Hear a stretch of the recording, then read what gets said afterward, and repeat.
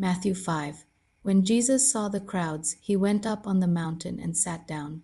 His disciples came to him, and he began to teach them, saying, Blessed are the poor in spirit, for theirs is the kingdom of heaven.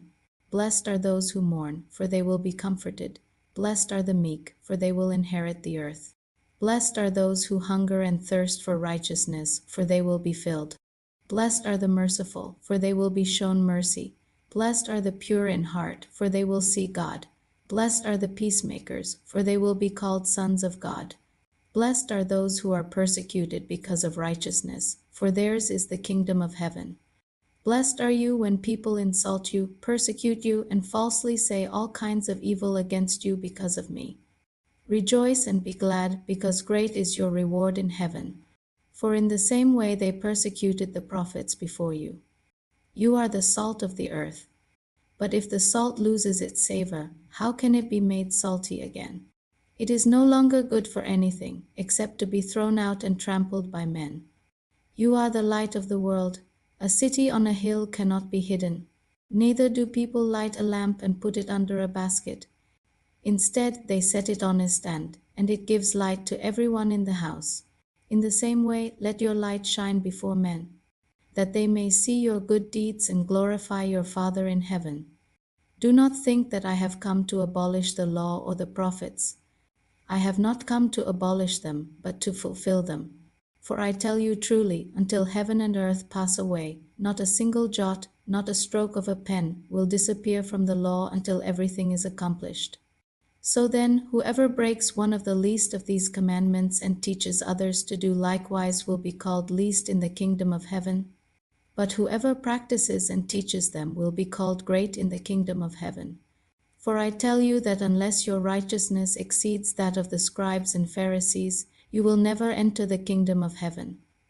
You have heard that it was said to the ancients, Do not murder, and anyone who murders will be subject to judgment. But I tell you that anyone who is angry with his brother will be subject to judgment.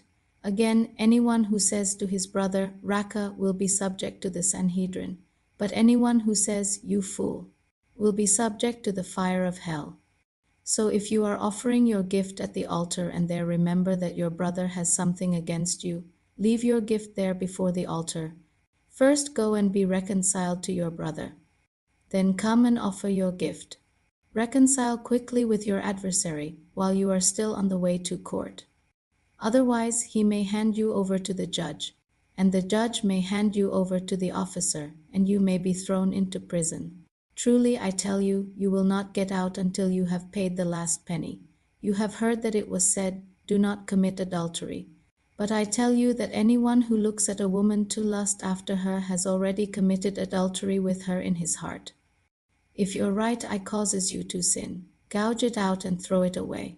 It is better for you to lose one part of your body than for your whole body to be thrown into hell.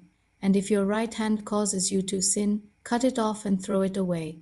It is better for you to lose one part of your body than for your whole body to depart into hell. It has also been said, Whoever divorces his wife must give her a certificate of divorce. But I tell you that anyone who divorces his wife, except for sexual immorality, brings adultery upon her. And he who marries a divorced woman commits adultery. Again, you have heard that it was said to the ancients, Do not break your oath, but fulfill your vows to the Lord. But I tell you not to swear at all, either by heaven, for it is God's throne, or by the earth, for it is his footstool, or by Jerusalem, for it is the city of the great king. Nor should you swear by your head, for you cannot make a single hair white or black. Simply let your yes be yes, and your no, no. Anything more comes from the evil one. You have heard that it was said, Eye for eye and tooth for tooth. But I tell you not to resist an evil person. If someone slaps you on your right cheek, turn to him the other also. If someone wants to sue you and take your tunic, let him have your cloak as well. And if someone forces you to go 1 mile, go with him 2 miles. Give to the one who asks you, and do not turn away from the one who wants to borrow from you.